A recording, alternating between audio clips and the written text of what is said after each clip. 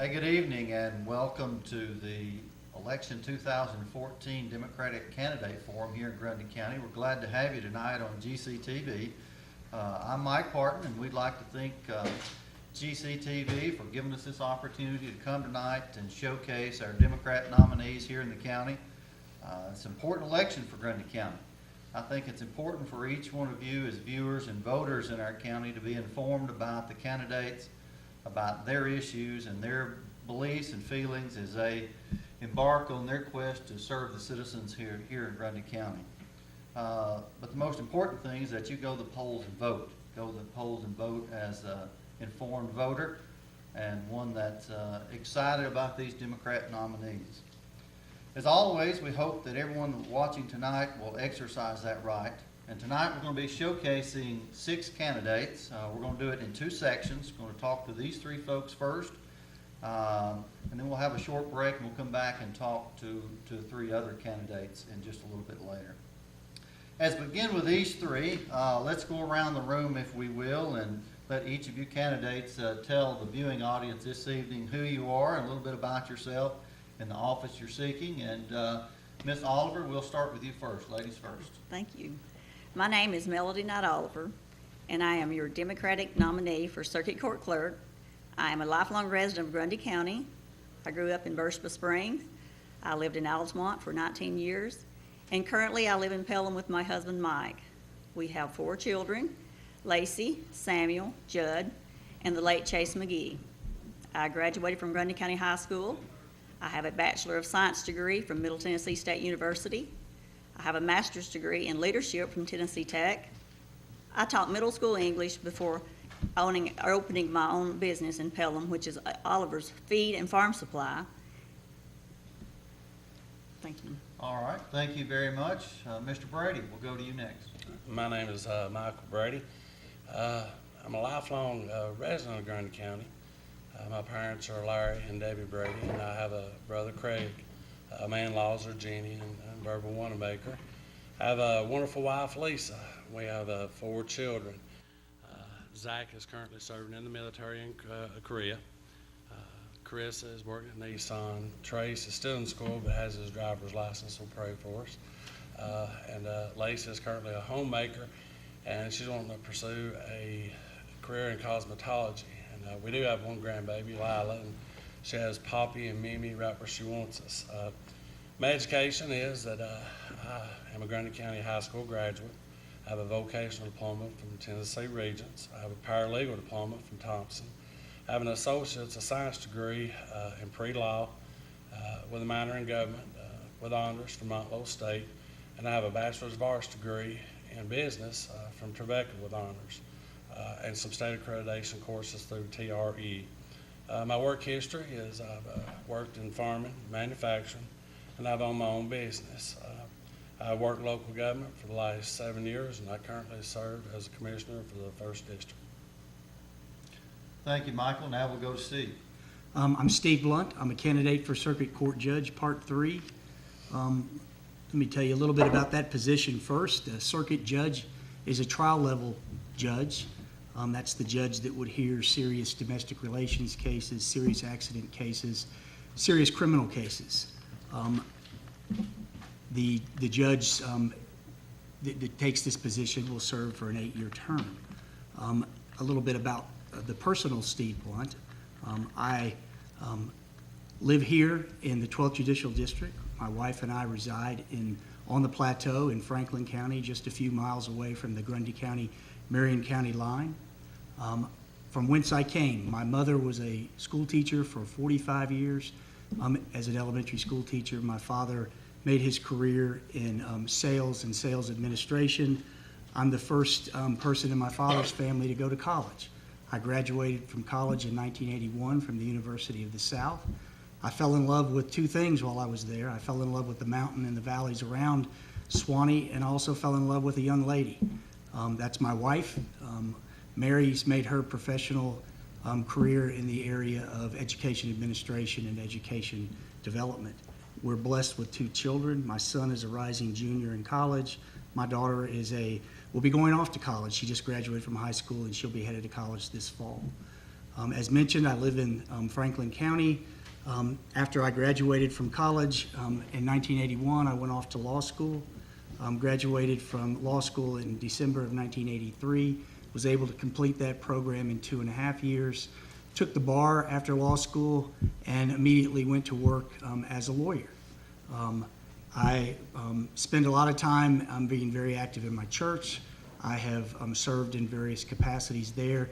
When the kids were little, literally working in the nursery, Sunday school classes for the kids, the adult program, and I've also been on the leadership committee and have served as the treasurer of the church for about 10 years. I'm a member of the Winchester Rotary Club, former president and secretary of the Cowan Lions Club, and spent some time on the board of directors of Legal Services of South Central Tennessee. It's a little bit about me. All right. Well, thank you all very much. Those are some interesting facts about you, and I think it's important for our folks at home watching to know about you all and your background and who you are and why you want to be a public servant and be a part of the county as we move forward. Now that we know a little bit about each one of you, let's begin with some questions this evening and kind of talk about some of the issues that are out there that you all feel important to the voters. Mr. Brady, we're going to start with you this evening.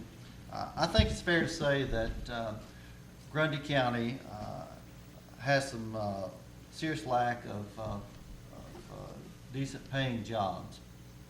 Some of that due to our location, remoteness, and different things like that. And those are going to be challenges for you as county mayor. How do you think you will bring economic development to Grundy County? You're exactly right, Mike. Grundy County does have a serious lack of living wage jobs. That is one of the reasons why I entered into the county commission. I had some good ideas. Love my community. I wanted to see it thrive. For the past 3.5 years, I've been talking about the strengths, and we're going to have to build on our strengths, change our economic landscape, and of course our strengths are our industry, our tourism, and our agriculture. First of all, our industry, the first thing that we can do is support the businesses that are already here. I know that the county has been working with a benchmark so that they can expand. Also, recruit and target industries that are sustainable. I know back in 2011 that we talked about the 250-mile circumference of industries that would make Grundy County a prime location, do some satellite manufacturing. Nissan, I know that they're adding jobs. I know Volkswagen is adding jobs. We need to be a part of that. We need to work closely with our industrial board. One thing that I feel like that would be a huge plus for our industrial development is to have a spec building. I've been talking with some of the manufacturing folks here locally, and it seems that there's a need for industrial stamping. That spec building would have to have a ceiling of 30 foot and be able to go 30 foot in the ground. But if that's something that we need to do is get a spec building. I also plan on having a strong presence in Nashville and Chattanooga, working with Miss Beth Jones with community development, Mr. Gary Morgan for labor and workforce development, working with Ray Rucker with TDOT. Also tourism, we're blessed with our beauty. I'll give you a little bit of history. Back in 2010, we created a group known as the Grundy First. This group had some ideas about some development on our parklands. We actually went to Nashville, had a day on the hill to showcase our beloved Grundy County and our beauty.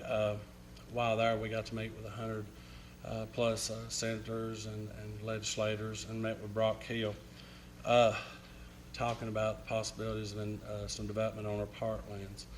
We found out later that there is a master plan for the park systems in Grundy County. That master plan is over 500-page document. It has things in it like RV campsites and golf course, equestrian horse camp.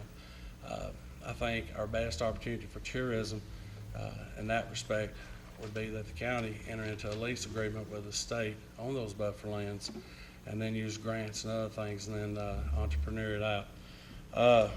Also work with cities. Our cities know their landscape the best.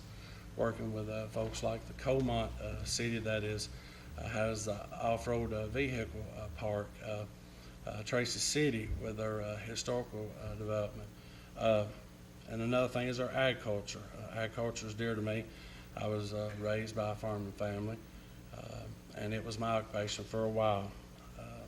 Two things that we can do to support our agriculture is support our farmers markets, our farmers hubs, our UT extension, all of our education, public education.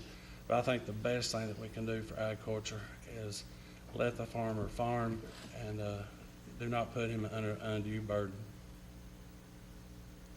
All right, Michael, thank you very much. The county mayor's office is certainly a challenging office. I can speak from experience there, and I appreciate your endeavors and your forward thinking on several of those issues. Ms. Oliver, we'll ask the next question of you. You've been a successful business lady there in the valley for quite some time. Why did you decide to run for the office of circuit court clerk? Since high school, I've had an interest in the legal system. It was my high school dream to become a lawyer. At one point, I took the LSAT, which is the entrance exam for law school. I had my reference letters ready to go. I was going to law school. But the sudden death of my son changed those plans. However, I feel that I am at a good place in my life at this point. And with my interest in the legal system, my education, and my knowledge, that I can be an effective circuit court clerk. Thank you very much, Ms. Oliver. We'll go to Mr. Blunt now. Steve, what's the difference between your campaign for circuit court judge and your opponent's? My campaign message to the citizens has been one of, first, what is the job that I'm running for, and that's a circuit court judge, and what that judge does and doesn't do. And one of the things the judge doesn't do is make laws and make policy. I've tried to point out during my campaign the qualifications that one would need for that job and the characteristics that would make a good judge.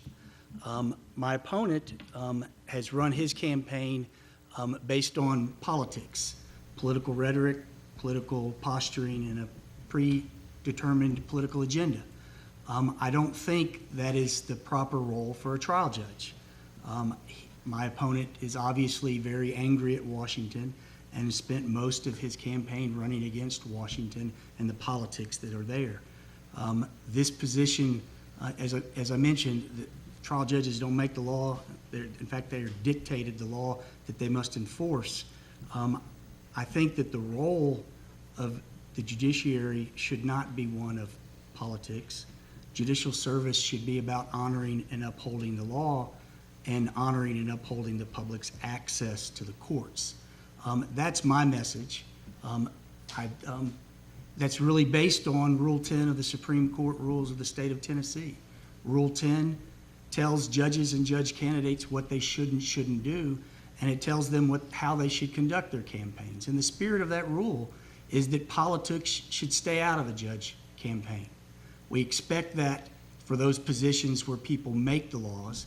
We shouldn't expect that from people who are required to enforce the laws. So I will follow the dictates and the spirit of Rule 10. You see, when a judge candidate, Mike, when they begin to take hardline positions on these political issues, there's two problems there. It tends to mislead the public to actually believe that trial judges can make policy and make law. It also misleads the public in that they begin to believe that the judge has already made up his or her mind before they've heard the proof or even looked at the law that may be applicable.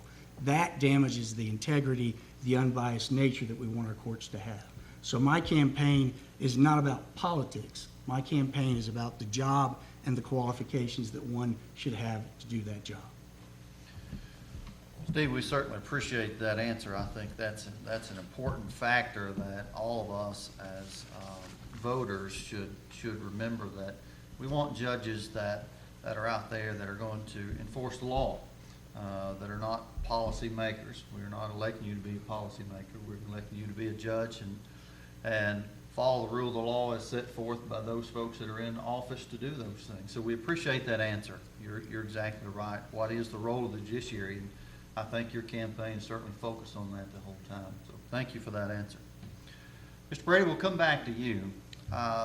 You served the past 4 years on the county commission, and you opposed the tax increase we just had. I'll ask you the question, why did you oppose that? And then, as another component of that question, how do you feel like, as county mayor, you'll be able to bring financial stability to Grundy County, a rural county that really struggles sometimes? Because a penny, when I was in office, a penny brought in about $10,000. I'm not sure how much a penny brings in on the tax base now, but that's going to be a big challenge for you. So I'll throw those questions out there to you. All right, thank you, Mike. First of all, Tennessee is a balanced budget state, so we have to balance our budget. I oppose the tax rate increase because I knew that they were cuts and they were alternatives, and it did not address any of our future needs. My approach to the budget is simple. It's through cuts, liquidations, and spending our money more efficiently.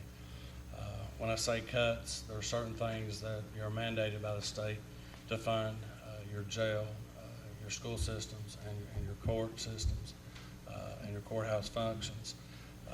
But there are certain things that you don't have to finance. And so what we need to do is take those things and look at those. And if they're not adding a service to the community, we need to look at those and say, is this worth spending the hard-earned taxpayers' money?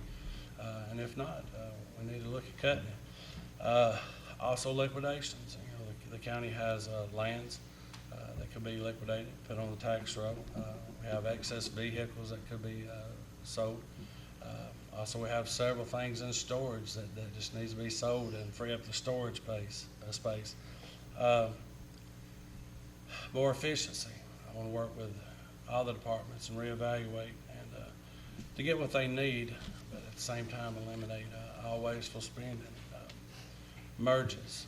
We can merge purchases. There are certain things that all the departments use, the school system and the sheriff's department and all those folks use, and paper towels, toilet paper, whatever it may be. Merge that, central purchase that stuff. And there's some duties that can be merged together to save funds. I think we need to be more central in our purchasing.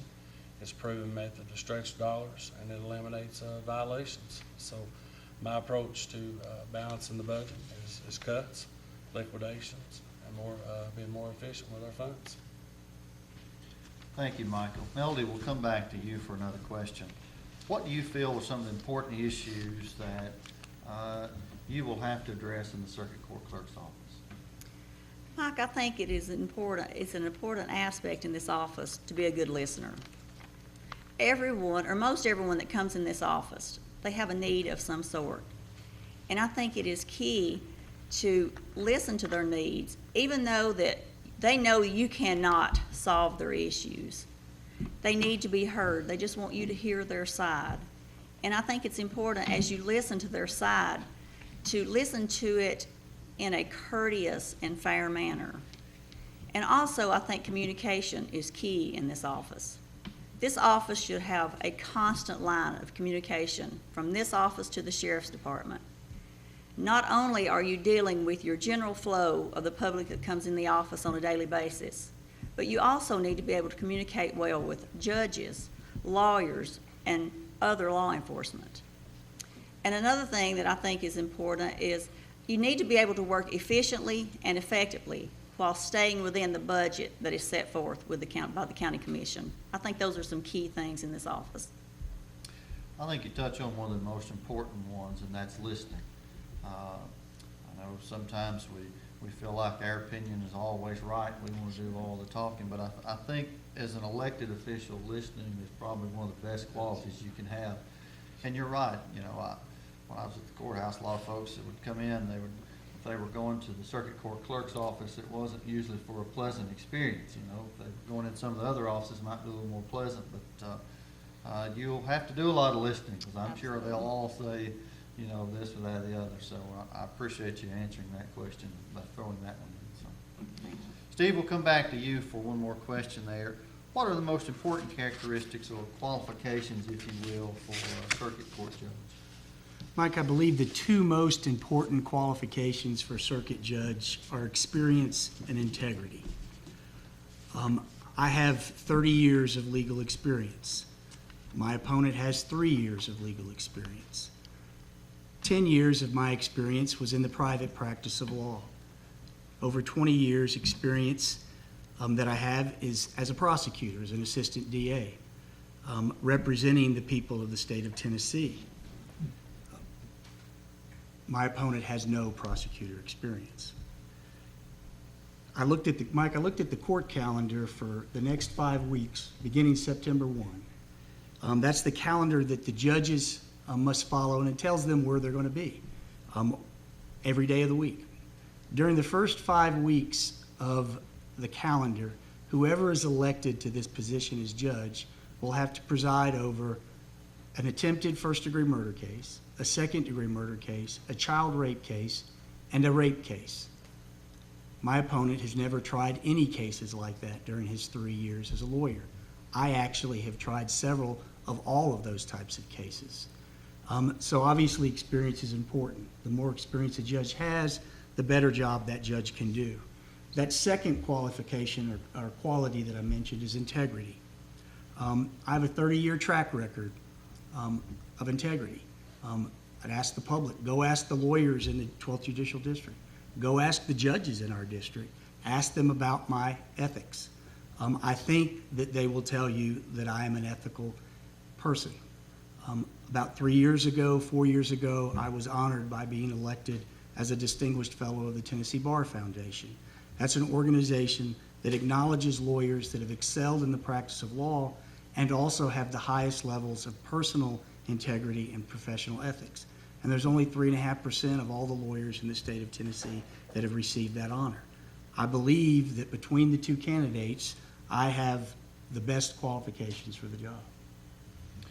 Well, that's certainly one of the most important issues I think that any of us could want is from someone on the bench, is to have the experience and qualifications that come with that role, that'll be able to make decisions, and some of these will be life or death decisions with folks. And I think all of us that are familiar with you certainly appreciate the experience that you bring to the table with this circuit judge.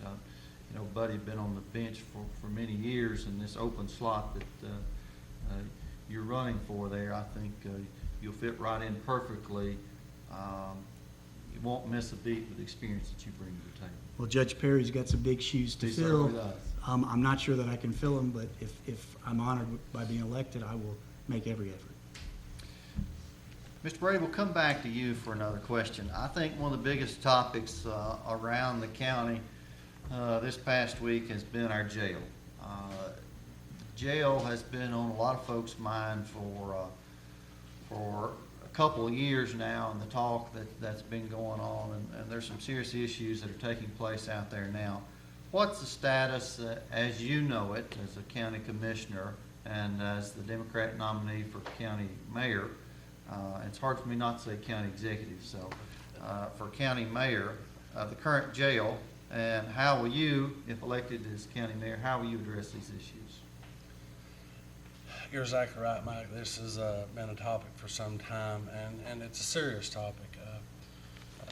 First, whenever the fire marshal came in and found some deficiencies, the first week I was a county commissioner, immediately some of us met with county, not county, but state legislators, senators, and Tennessee.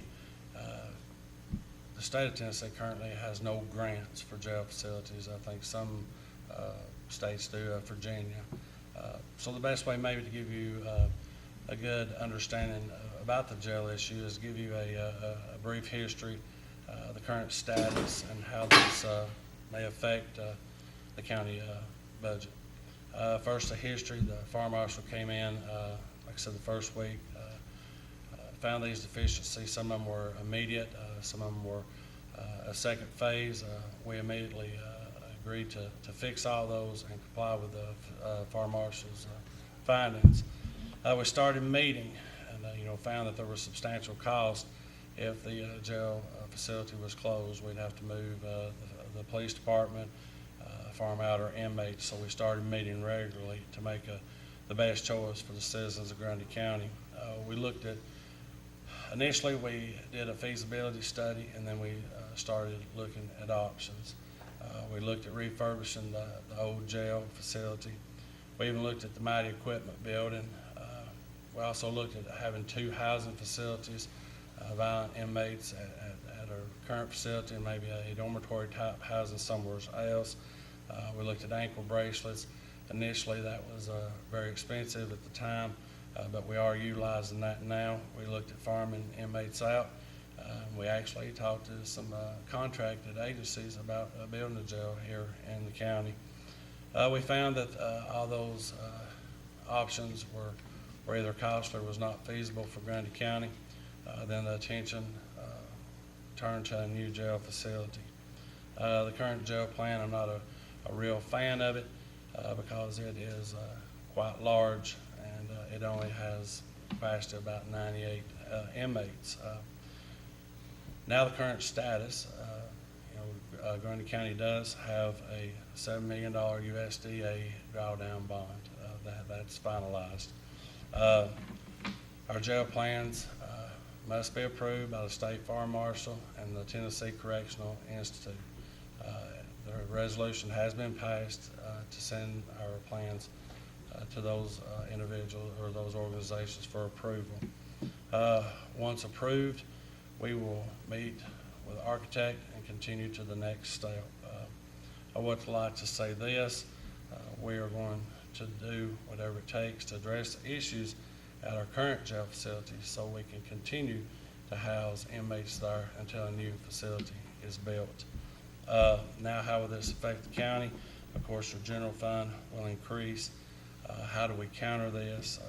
We have to impose the steps initially that I mentioned through cuts, liquidation, and spending our money more efficiently. Also pursue on the short term some earmarked accounts. I know there's certain accounts that's earmarked by the state legislation as far as I think one of them is for the administration of justice, try to release those funds. And the jail facility itself will have to be run sufficient. I'm excited. I've talked to Mr.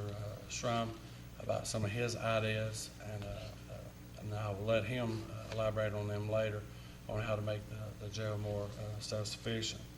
Also, our debt service will increase. We will have to restructure our penny structure, those funds as allotted to accounts to make sure that those funds are being spent where they need to be spent. We will have some relief in the year 2021 when bonds become paid off, one of them being the high school and some other bonds. The jail is a serious issue, and I hope that I've addressed some of your issues and concerns. But if not, please contact me. I will talk to you on the phone. I will come to your home, whatever you need me to do. And I want to diligently work and inform and advise the commission on this issue, and I will surround myself with the folks that are most knowledgeable about the issues that we face. And we're not going to let this issue dictate our future. We're going to move on. Michael, I think that's a great answer about the jail. There's no easy solutions when you get to a point where you've got to do something. And it appears to me, and I'm on the outside just looking in, but it appears to me we're kind of backed in a corner, and some hard decisions have been made and have to be made to correct the issue there at the jail. And I certainly don't envy you as you face those issues. But I think the key statement there is, we're not going to let this one issue dictate the whole policy of county government from now on. Make the decision, make it with the best information that you have, and move on with it. And I think that's certainly noteworthy for you as a candidate for county mayor. That's a very positive statement. This issue's been on the table long enough. Let's address it and let's move on to something else more positive for the county. So, great answer. Thank you very much. Ms. Oliver, last question here for you. If elected, what changes would you bring to the circuit court clerk's office? And that's a very busy office. I know from my time there was about as much activity going on upstairs at the circuit court clerk's office as there was anywhere in the courthouse, especially on court day. So we'd be interested in hearing about some of the ideas and changes that you have. Well, at this point, it's really difficult to tell what changes can be made or what needs to be made. But there are a few things that I would like to address in the beginning if elected to this office. And the first one is, for the convenience of the citizens, I would like to have the office open during lunch. I think there are enough employees in this office that we could stagger lunch and keep the office open. Sometimes this may be the only time that other people have to come in to take care of their businesses during their lunch hour. And another thing I would like to do is implement a code of ethics. And that can range from something as simple as how the phones are answered to dress code. And two things that I would really like to improve upon is technology for better revenue collection and record keeping. And again, those are just a few things that I would like to address in the beginning if elected to this office. Thank you, Melody. Steve, we'll come back to you for a last question. You talked about, and you touched on it just a few moments ago about your experience as a prosecutor. Would you elaborate a little bit more on that, about how that experience will come into play if you're elected our judge? It's just extremely valuable experience to have had time as a prosecutor in the DA's office. The lawyers that handle the largest or the most cases, the most files, and actually the lawyers that try the most jury cases in our district unquestionably are assistant district attorneys. So it gives you a vast amount of experience of actually being in the courtroom and dealing with different cases. The job also requires you to be in the courthouse almost daily. And if you're not in the courthouse on a given day, you're in contact with the clerk's office that given day. That fosters a good relationship with the clerk's office, which will hopefully lead to a good relationship between a judge and a clerk. And if you have a bad relationship with a clerk, it affects not only those two people, it potentially affects the lawyers that are in the courtroom. And the sad part is it may affect the litigants, the people that are there trying to have their case represented. So you want good relationships, and that close connection between the DA's office and the clerk's office fosters good communication. Working as a prosecutor has also placed me in a position of striving every day to protect the citizens of the state of Tennessee, and specifically the 12th Judicial District. That certainly fosters responsibility, and it fosters public service. Working as a prosecutor requires me to deal with victims of crime, and to deal with the issues that crime victims must deal with. And while I think it's very important that a judge has had experience representing criminal defendants, those people that are accused of crime, I think it's equally important that a judge has had experience dealing with victims of crime. And I have that experience, and that will be very valuable if elected to a judge. My work in the DA's office also required me to become involved in our drug court program. I'm a founding member of the drug court team. I serve as the chairman of the drug court team. I'm the vice president of the Drug Court Foundation, which is a nonprofit organization that we created to help financially support drug court. I talked earlier about the judge's calendar for those first 5 weeks when this new judge takes this office. And this judge, this position, has been filled for 28 years by Judge Perry, and as mentioned, he's retiring. He's been our drug court judge from its inception, nearly 9 years ago. Because of my role in the DA's office and because of my role in the drug court, I have drug court experience. This new judge will be required to sit and preside over drug court every single week. And again, my opponent has no experience in drug court at all. So the experience that I've gotten while being in the DA's office is, it couldn't have been any better preparation for an attempt to be a trial judge. Steve, I appreciate your comments there. I think we all certainly agree that experience that you bring to the table, being in the district, serving as a prosecutor for these years, really brings, when you get to the point when you become the judge, you just step right in the role. We never miss a beat. The public continues to be served, and I think that experience really brings a lot to the table, so I appreciate those comments. That concludes our round of questions we have for this group. We could stay here, as you all know, for hours on end and discuss and debate the issues. And, we may not agree on every subject and every topic that we've talked about tonight, but I think it's good for the general public out there and the voting public to be informed about the candidates, their ideas and issues on some of these major hot button ideas that are out there that are taking place right now. We're going to close with each candidate having about 2 minutes. Now, I know 2 minutes sometimes is a long time. You're standing before the judge, but 2 minutes in the minds of a politician sometimes turns into 10 to 15. So we're going to try to limit you to 2 to 3 minutes to tell the viewers why they should vote for you. And we'll begin in reverse order, I guess, this time. And Steve, we'll just start with you. I'm humbly asking for the support of the citizens of the 12th Judicial District.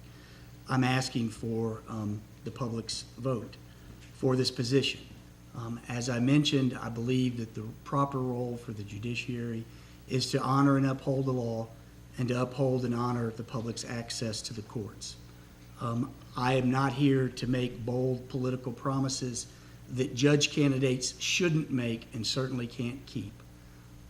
I will make a pledge to the people of the 12th Judicial District. If you elect me to this position, I promise you that I'll work hard for the citizens of the state of Tennessee and of this district. I promise you that I will be a good steward of the state's resources. I promise you that I will always strive to listen, to be fair, and to be impartial. I promise you that I will be honest. I promise you that I will be firm when necessary, but compassionate when appropriate. I will be respectful to people both inside the courtroom and outside the courtroom. And I promise you that I will uphold and honor the law and the constitutions of this great state and of this great nation. Those are the promises that I make to you, and I certainly appreciate this opportunity to speak to the public.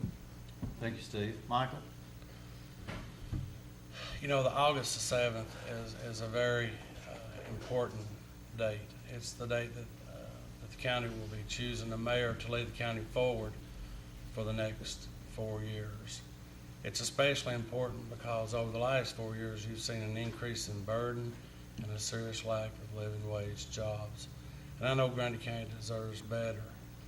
Folks, I have a good plan for our financial stability and our economic development. I want you to know that you will always have access to me. I will have an open door policy, and I will be honest. And as a commissioner, I've tried my best to keep you informed through town hall meetings and the internet and television. And as your mayor, I will continue, but even more so. It is the questions and the concerns of the citizens that matter, because it's your mayor that serves the people. My good friend Charlie Curtis told me, he said, Michael, he said there are folks that say they care about you, and then there are folks that truly care about you. And I want you to know that I care about Grundy County. I love my home, and I will work with everything in me to see it be prosperous. I want to thank everyone for tuning in. I humbly ask for your help, your support, and your vote for the office of Mayor of Grundy County. God bless. Thank you, Michael. Ms. Oliver? I would humbly like to ask for your vote and your support. I feel that I am qualified for this position of Circuit Court Clerk. I have had an interest in the legal system for many years. I am naturally an organized and efficient person. I have good communication skills as well as being a good listener. I'm honest.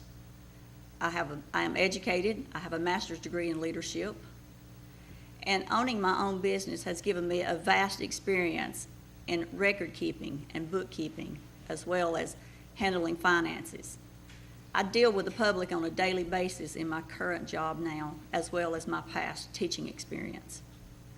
Since the primary, I have been training in the Franklin County Circuit Court Clerk's office to familiarize myself with terminology and the daily functions of this office. And I love Grundy County, and I feel that this will be a great opportunity for me to be able to use my skills, experience, and education while serving you, the public of Grundy County. And I will pledge to you that if you will give me the honor of serving as your next circuit court clerk, that I will pledge to you that my staff and I will work hard for you, and we will treat everyone in a courteous, professional, and fair manner. Thank you, and don't forget to vote. Well, thank you very much for these three candidates, Democrat nominees that have come out this evening. Michael is the Grundy County Democrat nominee for county mayor, Ms. Oliver for the circuit court clerk, and Steve Blunt here for the 12th Judicial District Circuit Court judge. We appreciate the Democrat Party hosting this event tonight. We're going to be taking just a short break. We're going to be coming back. Next up, we'll have the county highway superintendent, the county trustee, and the Grundy County sheriff Democrat nominees. That'll be coming up, bringing some questions forward, and hopefully we'll answer some of your questions out there as you get ready to go to the polls and vote for your Democrat nominee over the next few weeks. Thank you. We'll be right back. Michael Adams? Here. Michael Adams? Here. Michael Adams.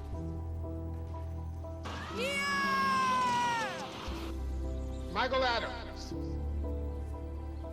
Students who miss 18 days of school in any grade risk falling behind and not graduating. Absences add up. Keep track at boostattendance.org today.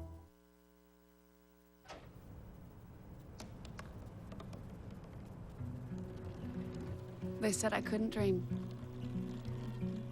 Called me a piece of trash and swore that's all I'd ever be.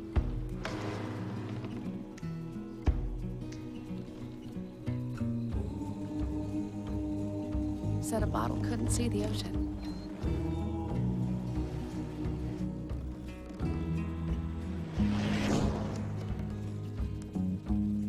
Give up. Go back to the dumpster. But I didn't listen. I made my way.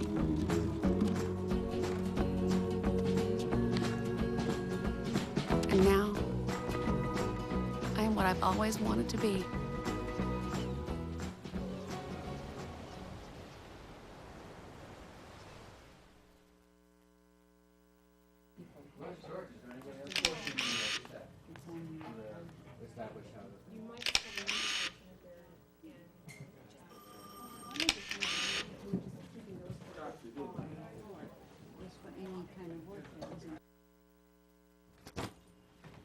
Hart, what's going on? I'm leaving. Why? What did I do? Not enough. You constantly ignore me. You barely eat anything healthy. You're half as active as you used to be. The pressure is just too much. I quit. Okay, I get it. I'll do better. Just please, don't leave. Okay. But remember, if I go, you go. Listen to your heart. Don't let it quit on you. Uncontrolled high blood pressure could lead to stroke, heart attack, or death. Get yours to a healthy range before it's too late. When some people struggle with their mortgage payments, they become frozen, petrified. Not knowing what to do, they do nothing. But the people who take action are far more likely to get the most positive outcome. Making home affordable is a free government program. Call now to talk one-on-one with a housing expert about the options that are right for you. Real help, real answers, right now. I remember the moment. I'll never forget that moment. That moment? It was a moment that changed my life. I'd been training with my team for months, and now we had been called up for the first time. The real deal. Wildfires were getting dangerously close to homes. At that moment, I got my first taste of just how important the Guard is to my community. See how the Guard can be an important part of your life at NationalGuard.com. Boogity, boogity, boogity. Let's go fishing, guys. Hey, ODW here. Do you know your Tennessee Wildlife Resources Agency supports itself? That's right. The money spent on license by hunters and anglers is what funds the TWRA's efforts to manage all wildlife in our state. Take a tip from ODW. The best way to support all wildlife is to purchase a license this year. A message from your Tennessee Wildlife Resources Agency.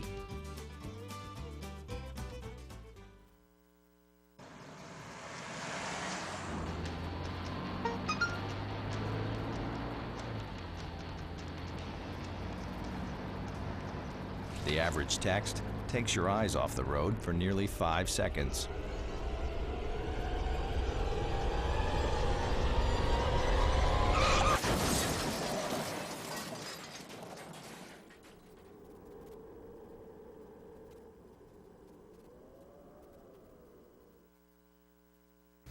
Well, welcome back. We're glad to have you with us this evening as the Grundy County Democrat Party hosts a forum for the candidates that are our nominee that'll be going into the general election here in the next few days. I guess early voting is already kicking off and going in a big way, and the election will be here before you know it.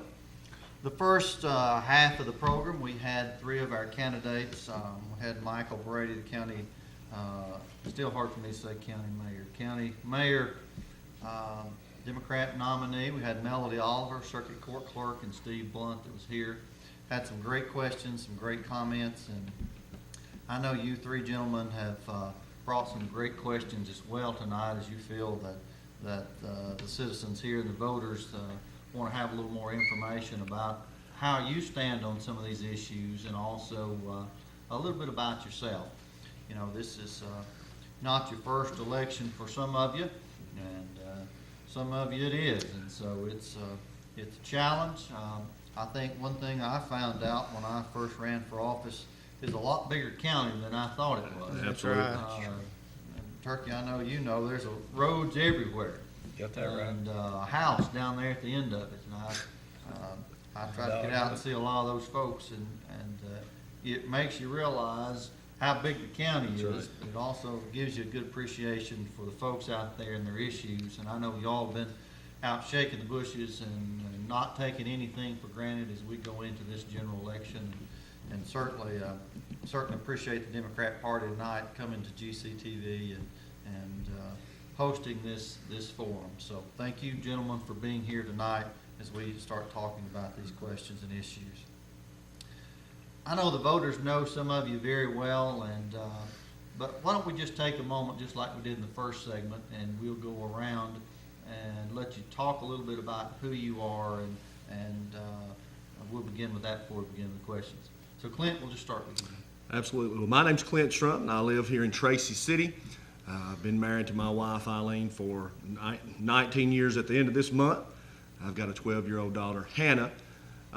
Graduated from Grundy County High School in 1990 and continued my career in law enforcement. Started out at the Tracy City Police Department as a dispatcher and a jailer. Completed my education, received a bachelor's degree in criminal justice administration, also associate's degree in theology. I'm a graduate of the International Association of Chiefs of Police First Line Supervision and Advanced Personnel Supervision course, and my work in law enforcement has been recognized on a national level with the International Association of Chiefs of Police. So spent all of my life here in Grundy County, and glad to be on the ballot and candidate as sheriff. Well, thank you very much, Clint. Tyler, we'll go to you. I'm Tyler McCullough. I'm running for the office of Grundy County Trustee. My parents are Danny and Betty McCullough of Palmer. I married Meredith James. Her parents are Larry and Susan James of Palmer also. We currently reside in Grouply Logger. We own McCullough Auto Parts in Palmer. We have 2 wonderful children, Megan and Morgan. They're in high school now. My wife and I have been married for the past 5 years, and I was elected as your Democrat nominee. Tyler, thank you very much. Mr. Hargis. My name is Hubert Dwayne Hargis, better known as Turkey. My father was Hubert Hargis, who worked for the Grundy County Highway for 20-something years.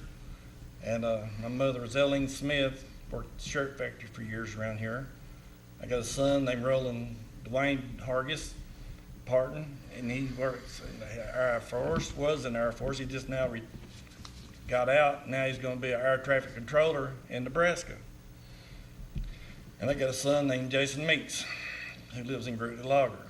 And I got a stepdaughter, Shelby, who lives in Nashville, and a stepson, Tyler, who lives in Monteagle, and a stepson, Ian, who lives in Grouply Logger. And I live with Mary Ann Stotts. Well, thank you, gentlemen, for a little background about who you are, and I talking about Nebraska, that's certainly, you want to visit him in the summertime, probably. I'm not sure about going out there in I the don't winter think I time. want to visit in winter. Y'all brought some good questions tonight, and we'll just go ahead and get into those. And Turkey, you've been the road superintendent for 12 years. Why don't you briefly tell us about the improvements that you've made in the Grundy County Highway Department during those 12 years? Well, since I've been in office, we've paved the Colony Road and tiled it. And Deer Run Road, we done all it. We tiled, I think we put like 64 new tiles in it out there on that road, 5 miles of it. And we asphalted all it. Then we done all of Dog Camp Town and Company Farm. We retiled all it, widened it, done the same thing there, paved it all the way through, striped it and everything. We striped all these roads and even put reflectors out there on Deer Run. Now, we didn't have them, but we got a state grant that helped us go out there and put a bunch of reflectors and stuff like that and signs out there on the curves and stuff to help people out. And built several bridges and covers, box covers out there, and target chipped a lot of roads, and foundation is everything on a road. Yeah, certainly is. How many miles, and this is not one of your questions, about how many miles of roads does Grundy County have? There's over 200 and something of them. Yeah, a lot of miles of road to keep up and maintain, not only the road part, but also you For the all cities. do the bush hogging too on the side of the Right. road. So not only looking at the road surfaces, but also out there doing some bush hogging on the side of those roads as well. So it's a pretty big job. Mr. McCullough, what experience qualifies you for the office of trustee that you think you bring to the table? Well, Mike, I believe that whomever is elected for the office of trustee and any office that you run for, the main thing is you need to be a public servant. You need to be a great people person. You need to be able to listen. And you need to be able to communicate with people. As what was said a while ago, be a great listener. Sometimes it's hard to do, but that's a lot of times that's what you got to do is just listen to people and their concerns. And I can remember been asked at different times, you know, of in the office of trustee that there is times where people may be angry or people may be mad because of their taxes. As we recently know, people's actually had a tax increase. Well, a lot of people's going to be mad about their increase and different things like that, and they don't understand how it works. So the thing is that we need to make sure that we inform them how the office of trustee works, that the trustee's not responsible for the increase in taxes. It's up to your county commission. We're not responsible of anything to do with that, as all we do is collect the taxes. But back to my question of what experiences, that being said is my entire adult life since after graduating high school, went on to college, and after college went to work for Grundy EMS and working for Don, and it taught me a whole new perspective about life, about how that you've got to understand how people are when in every situation is different. You know, like at a wreck scene, or everybody's emotional, and you got to learn how to deal with those type of people, how to handle them, and how to listen to them and understand what they're going through. Well, we own the McCullough Auto Parts in Palmer, so being a business owner is the same way, Mike. It's you know, people come in and you got to listen to them and be understanding about what's going on. But the business side of it, other than being a listener, it just teaches you so many aspects about life, so many different things. In a business, it's more than us owning a parts store. It's more than just being a parts pusher. It's knowing how to run and own and operate a business. And the office of trustee, that's exactly what it is. It's the county's business that you're taking care of. All those millions of dollars that's coming into the county, you've got to know what's going on. You can't misplace money. You've got to make sure that money is appropriated to the appropriate places. And in a business, the same way. You've got to make sure that the books are taken care of, the records are done appropriately, because you have state auditors, and like the Office of Trustee that comes in yearly, and they're going to audit you, and they're going to make sure that every single dime has got to be accounted for. You've got to have a paper trail of everything you do, and in a business, it's the same way. You've got, at any given time, they can come in and audit you for whatever, and you got to make sure down to the bottom line it's taken care of. That business is your puppy that you've got to make sure you take care of, and that if something goes wrong, it's you. That's your livelihood. And that's the way it is about the Office of Trustee, and I want to make sure that the people of Grundy County know and understand that it's not my office, it's the people of Grundy County, and I want to do everything that I possibly can to serve the people of Grundy County. The trustees, every office is very important, but, you know, the trustee is that's kind of the purse holder, I guess, if you will, the banker. And that's one of the most important offices that the county has. And I think having someone that looks at it as a business is certainly an important aspect. Thank you for that answer. Clint, we'll come to you. The sheriff is a tough job in any county you go to, and certainly in a rural county, when times are changing, it certainly can be a challenge. I think one of the biggest challenges that we as a community face, and you as a sheriff will face, is a drug problem, drug epidemic, if you will, and I think we see that all over the country. When you become sheriff, how do you plan to deal with the drug issues? Give us some of your ideas and thoughts on the drug issue here in Grundy County, because it is a real concern to all of us law-abiding, tax-paying citizens here in the county. Sure. The drug problem that we face in Grundy County has been phenomenal here, especially over the past few years when the introduction of methamphetamine came to the county back in the early parts of 2000. And then following that, we started seeing an increase in prescription drug use and abuse and illegal distribution. From the onset of my campaign, I have said the first thing I want to go after and see if we can slow down or even put a stop to is illegal prescription drug use, fraud, and distribution. You would be hard-pressed to find a family in Grundy County who's not been impacted by the drug problem here.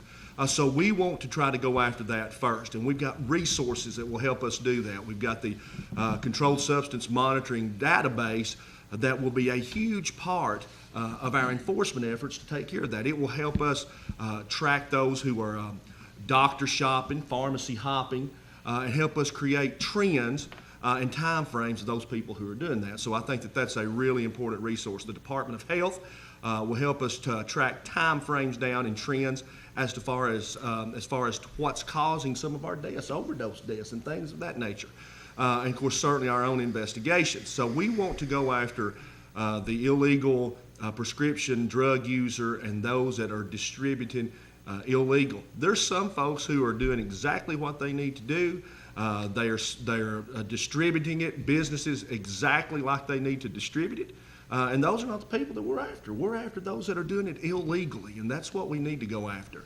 The meth problem in Grundy County has been huge over the past few years. I can say this, that according to the Meth Task Force, that methamphetamine drug lab seizures are down about 64% in Grundy County, so that's good news. But we got some help from the legislation this year when they limited the amount of ephedrine and pseudoephedrine-based products that can be purchased by a single individual, a little over 5.8 grams a month, and no more than 28 grams a year by a single person. If you don't have ephedrine or pseudoephedrine products, you can't make meth. And so that is some help that we have gotten through the legislation. Also, something that I think is really unique to our county is we've already got some pharmacies and convenience stores that just don't carry those products anymore, and, whether they're ephedrine-based, pseudoephedrine-based. So that helps curb the meth-making process. You know, when meth was first introduced, it was an elaborate lab set up, and you had to have these certain components and red phosphorus and this and that. Now it's gotten down to a one-bottle shake and bake method. And we have still got to concentrate our efforts on the meth problem, but those are two of our top priorities, combating the prescription drug use, abuse, and illegal distribution, and then continuing the battle against methamphetamine. Clint, in your estimation, this is not one of your questions, but go off task just a little bit. you know, there are a lot of crimes out there that you're going to deal with, from murder to domestic issues. What percentage do you think of those that the sheriff arrests on a weekly or monthly basis, percentage-wise, go back to the drug problem, you think? Well, I can't give you an exact percentage, Mike, but I'm going to say 50% or greater. And the reason I say that's because about 44% of our population has been directly affected by drug abuse that we can track down through the Department of Health and things of that nature. So you think about residual effects, it could even be higher than that. There's no doubt that there is a direct correlation between the increase in crime and drug use. When people use drugs, we're going to see crime go up. It just happens. Using them illegally is a crime anyhow. So there's some correlation there. What the job of the sheriff's office is to drive that number down. There's some folks there that need help. There's some folks that need hope. And not everybody who is addicted to prescription drugs meant to be addicted to those. It happened. They were doing what they were told, and now they're addicted. So we have got to find out the best avenues we can for helping those folks, whether it be rehabilitation, whether it be incarceration, to see what we can do to drive those numbers down. Thank you, Clint. I think it's certainly an issue that you're exactly right. There's probably not many families across the country even that somewhere in their family hasn't been affected by drugs. And, you know, there's be hard pressed to say we'll ever stop it. I mean, that's a lofty goal, but I don't think that that's ever going to happen. But implementing ideas and your experience that you bring to the table, I think, will certainly go a long way in the sheriff's office there. So we appreciate those answers. We'll go back to Turkey there. Turkey, if reelected, what goals do you have for the next 4 years? Well, the next 4 years, I'd like to continue to build good roads, fix the roads, you know, and keep the roads mowed out good and tile the roads. Since I've been in the office, I've tiled more roads probably than any road superintendent's ever been there. I went from the metal tiles to the plastic tiles. Mm-hmm. So we've had replaced a lot of tiles because it don't take them about 10 years to rot out, the metal ones. So we've replaced several tiles and we're still replacing a lot of tiles. And now the bridge, it's down to 2% grant money now, so we're going to do some bridges too. Replace some of the old bridges and box covers. Really, we're going to replace some old tiles like the 6-foot tiles with the box covers. We can do that with a bridge grant money. You know, I think that's one of the topics that you hear all across the country is bridge work. You know, a lot of our bridges are now getting, 75 years old, and concrete starting to decay and some of those type of things. Yeah, it was like a 80-20. Now it's 98, and we just do 2% of it. Yeah. So that's a really great thing for us. It certainly is. And then we're going to state aid I'm going to try to do the Gap Road this year. Well, I might have to do it next year with all this weather, like it's been doing. The state men, they ain't come out to really do no work with me yet. Yeah. They've been out and looked at it, but they ain't done their part. But he's kind of slow. I can't get him to speed up, but I got the Gap Road, Flat Branch, I'm fixing to redo it, and then probably Fanny Shields Road after that one. Yeah, certainly always. With paving, that's with state aid money. That's one of the biggest things I think that rural counties need to take advantage of is that state aid money. It's out there. I know the county. And they're talking about taking it away. Yeah, I know the county highway departments, don't take a lot of county money, but they really utilize a lot of these state and federal dollars. And those budgets are shrinking dramatically as time goes on. A lot of people says I pay my tax dollars, but we don't really get no land tax money. Yeah. We get gas tax money. Tyler, we'll come back to you for another question. What experience qualifies you to hold the office of trustee? Mike, after the May primary, when I was elected to be the Democrat nominee for county trustee, I'd began to seek the resources that was needed to train and to be prepared to take over in the August general. So I began to find out what the situation was going to be with my current staff. So I spoke with Miss Linda, I asked her about if she would like to come on board and continue to work with me.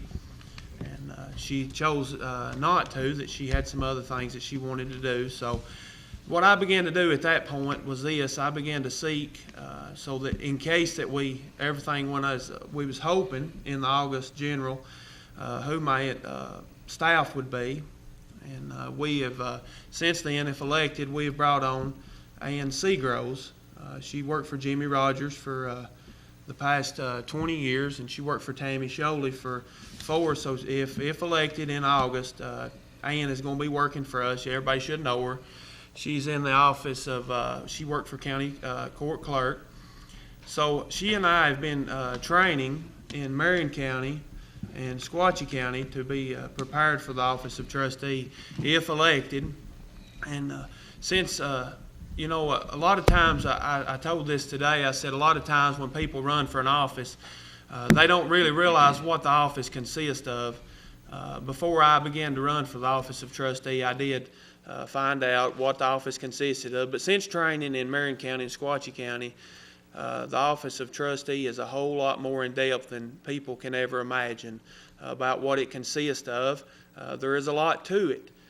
So that's the reason that we have been training very vigorously since the general or the primary, so that when we do, if we do take over in August, that we'll be prepared to take the ball and run with it. Tyler, I think you're exactly right. And any elected official, as they start coming in as a new elected official, I think it's very wise to go and talk with some of these other officials, not only in the county that they'll be serving in, but also the counties around them. I think what you'll see is a lot of different ideas. Everybody doesn't do everything the same way in every county, and I think you can.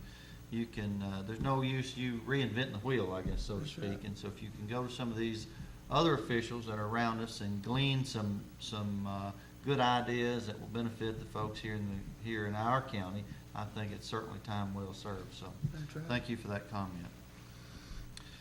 Clint, we talked to Michael Brady a little bit ago about his thoughts and ideas about the new jail and the situation at the current jail. And so I appreciate you bringing that question forward to us. I think it's,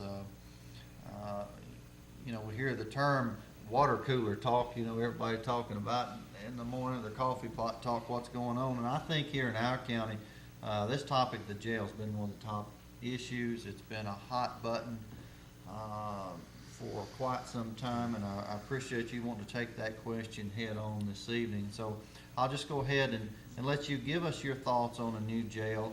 And the second part of that question is, how are we going to manage our current jail issues? And we got some issues there that we're going to have to address till we get a new facility. There's no doubt that the new jail has just dominated sheriff's race talk. Let me start with new jail and just tell you some thoughts and ideas that I have shared with Mr. Brady, and you heard him speak just a little bit, that I don't think have been addressed too well. I support a better facility. I can't tell you that I support a $7 million facility because I just wasn't part of that decision-making process. I've seen the floor plan, but I don't know the research that has gone into coming out to that $7 million total. But I do support a new facility. If anybody's been out at the jail in the last year or so, it's absolutely horrendous out there, I guess, for a lack of a better word. So we need a better facility. I think perhaps that there could have been some better options or perhaps some more options researched. But it is what it is, and that's what we're going to have to deal with right now. I was the 19.5% tax increase. I didn't have a say-so in the matter, just as a citizen, voiced my opinion, but it impacted me just like it impacted everybody else, and wasn't for it. But we've got it, and that's not to build the jail. That's to help with some of the operational cost. A lot of people have that confused about that. The 19.5% wasn't passed to build the jail. It was passed for several reasons, and one of those was to help with operational cost. But I do support a new facility. Let me talk about size just a little bit of the jail. about the new jail, 98-bed facility. When they moved inmates out, I guess it's been 9-10 days ago, they moved 74 inmates from a 26-bed facility, and they had about another 15 farmed out. That's 89 inmates that Grundy County is already contending with, and we're building a 98 bed facility. So we're cramped already. So we've got to look for other means of alleviating the overcrowding problem. One thing that's not been addressed, everybody's talked about how, well, it's $7 million, and it's $7 million, and it's going to cost this, and why can't we knock it down to $5 million? The price is scaring people. And to be quite honest with you, there's a lot of people that's hyping up that $7 million. It is a lot of money for Grundy County. $7 million is a lot for this little place. But let's talk about how we can pay for that facility to help relieve some of the burden on taxpayers. I will not say that it will totally be self-sufficient. There'll always be some strain on the county budget, but I think we can make it a little better by doing a few things. I know when the new jail was being introduced that the way everybody wanted to pay for it was housing state inmates. Well, you can house state inmates, and right now the average per diem rate for housing a state inmate from the state of Tennessee is about $42. That's if the jail is certified. Now, if the jail's not certified, you're not going to get $42 for those state inmates. So we could get some money from housing state inmates, but there's certainly not going to be enough to pay for a $7 million facility. But we do need to house some of those state inmates. If I'm elected, we will house some of those state inmates. So that's one way to generate a little bit of relief for the taxpayer. Another is to implement some things that's not going on out there right now. First of all, let's talk about commissary. The jail doesn't currently have a commissary. They have 2 drop-off days, and families can drop off some things that the inmates need. And those families are having to go buy those things as well, bring them out there for those inmates. The jail staff is being tied up, going through them, looking for contraband, things of that nature. Ties up a lot of resources. With a commissary, the inmate would be able to select what they wanted through a kiosk and purchase it, and it would be delivered to the jail, and it's contraband free. There's a lot less time that the staff would have to take going through that stuff that's dropped off to prevent contraband going in. And also generates a little relief for the budget. The families are going to be buying it anyhow, and they could get it at a reduced price through the commissary. Basically what happens is they put money on the inmate's account. Once a week, the inmate gets to order some things that are on the item that's set by the sheriff or the jail administrator. And then when that inmate gets out of jail, the remainder of the balance in that inmate's commissary fund is issued to them in like a credit card or even a check. So that money the county don't keep that's on the inmate account, they get to give it back to the inmate. Another is a phone system, a prepaid phone system. That will help with the technology. We have certainly got to upgrade technology at the Grundy County Jail. So with a prepaid phone system where the inmates would pay for their minutes, that will generate a little there as well. Dealing with the medical budget, we've got to look at risk management and even entertain the idea of perhaps some type of inmate insurance, for a lack of better words. It's there. They make it. They offer that service. And it's something we need to check into. Certainly risk management, because the medical budget right now is about $160,000. So that's a place where we could reduce some of that cost and help alleviate some of the burden on the taxpayer. So that's new jail. Let me talk about the current issue. The jail is straining the county budget, and the strain is coming from overcrowding. It's absolutely not safe to be holding that many inmates in a 26-bed facility, but when you don't have a choice, that's what you do. So there's a couple of things that I would like to approach the judge and the DA about to see if we can alleviate some of that overcrowding. I certainly support intermediate sanctions, the bracelet system. I support that, and the reason I support that is this. Right now, we are farming out 89 inmates, about 89 inmates, give or take a few. if the jails that we are farming them out to are getting that state per diem rate, that's $42 a day. That's going to cost the county about $26,000 a week until this jail issue is resolved at the current jail. I know that they're working on it right now. They're doing some electrical, they're repainting some floors, cleaning it up, and that needs to happen. There's no need for that jail to be filthy when you have 74 inmates sitting out there. That is a disgrace. So there's no need for that. But the bracelet system for those low-level offenders and those that qualify, the county absorbs some of that cost. But instead of paying $42 a day, it's about $10 a day. That is huge savings. You couldn't do it with violent offenders, those who are in jail for child support or serving court-mandated sentences. But for those low-level, non-sentenced offenders or weekenders, you could do that system and help alleviate some of that pressure. Once we get rid of the overcrowding problem, if we can ever get rid of the overcrowding problem, then our budget will have a little bit of relief, and that's what we need. I mean, we're just stretched thin, and that's some things that we need to do. With the current jail, we can patch all day long, but once we get these electrical issues fixed, then what about the fact that we've got 74 inmates, not counting the females, using 2 toilets? That's a violation. So how long until the health department shows up? So we're dealing with issues, we're patching them, but I support a new facility, and I do believe we can alleviate some of the overcrowding with some intermediate sanctions. Glenn, I wouldn't want to be the sheriff that paid $200,000 a year. There are a lot of issues out there, Sure. and I appreciate you bringing those to the table and talking about those. As we've said, it's one of the biggest topics on everybody out there's mind. Whether they're voting or not, they're a taxpayer. Mm-hmm. And,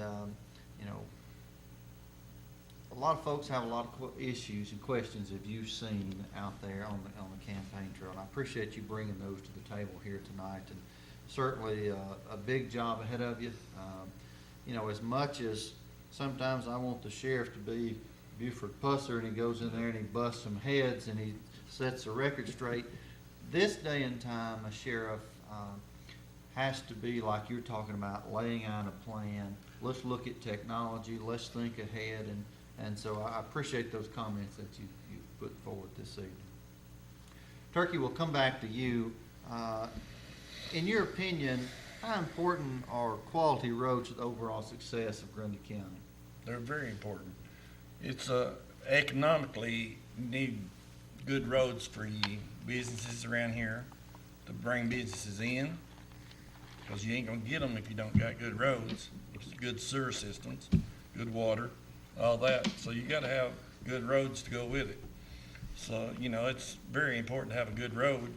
We need our 4-lane that's supposed to be from the interstate up to their county. That would help our economy a lot up here in Grundy County. That was supposed to be a thing back years ago, but it ain't gonna happen in their lifetime unless we get somebody down there at the Capitol pushing for us.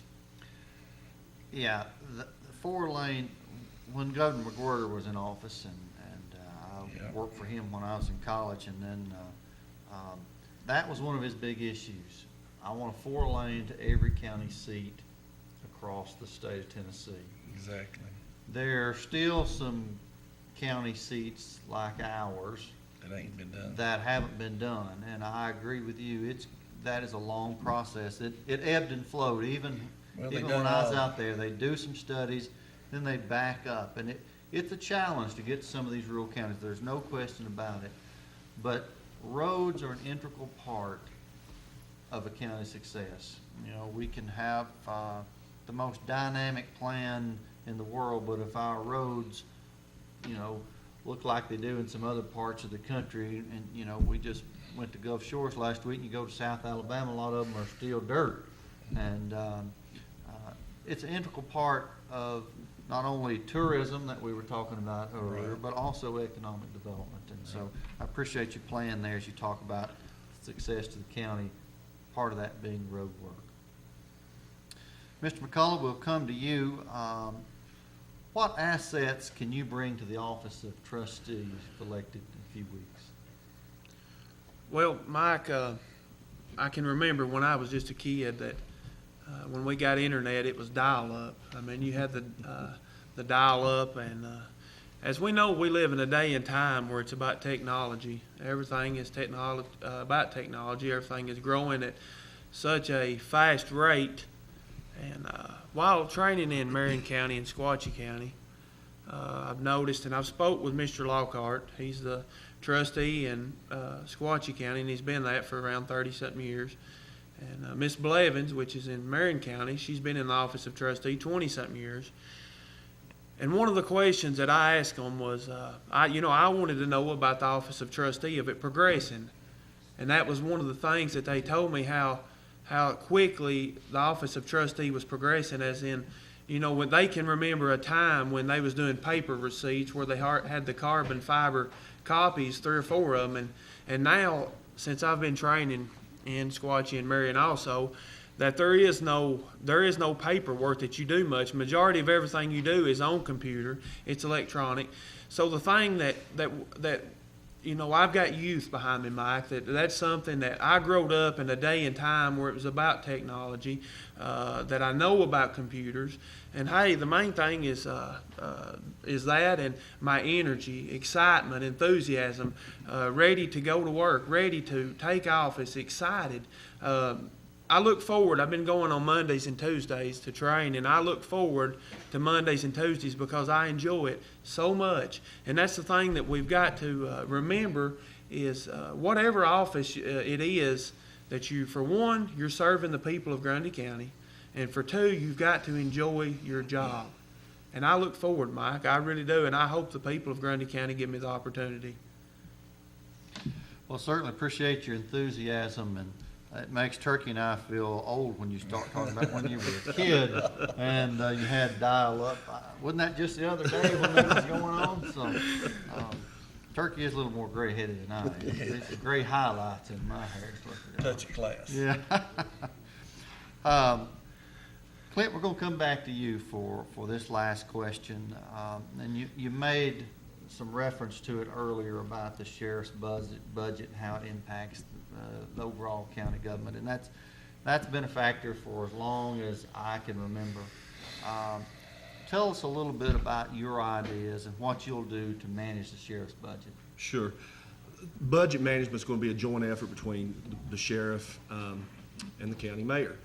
I've spoke to Mr. Brady several times about my ideas for county budget, for the sheriff's budget, and listened to his ideas. And I'm telling you, it is just like a puzzle going together. It fits really well.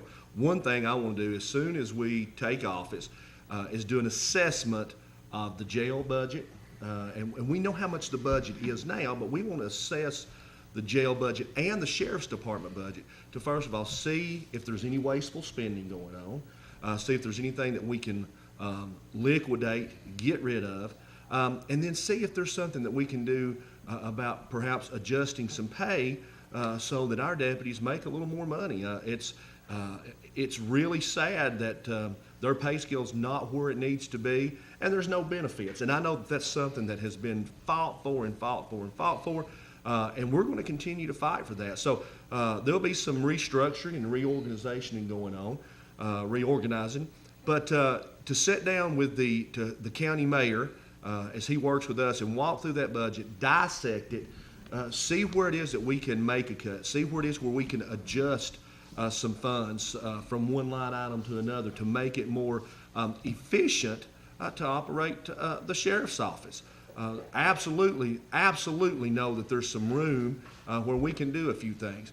See where our plug is that needs to be, see where our money's leaking, put a plug in that, fix those things, and then maximize the dollars that's given to us through the sheriff's office. I'm pretty excited about that. I deal with a lot of money in my capacity now as far as budgeting is concerned.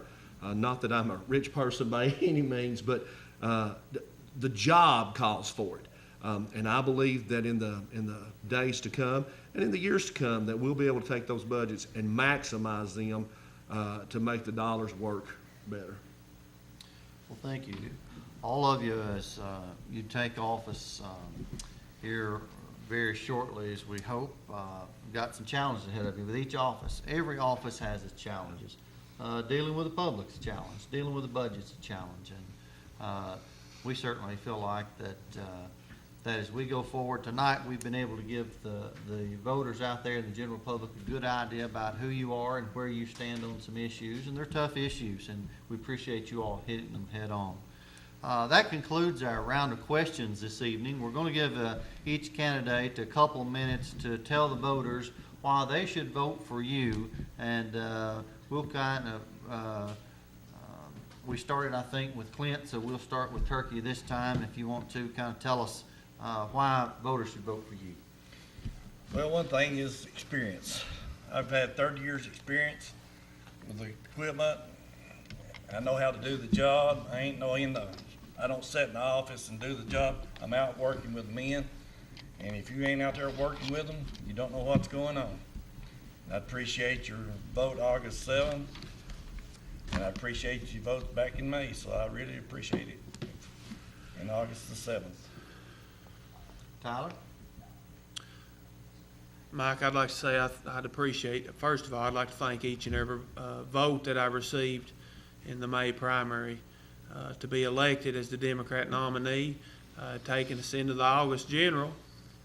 I'd like for people to consider my age, my enthusiasm, my previous job experience, and the main thing is, as I said earlier, is being able to work for the public and being a public servant.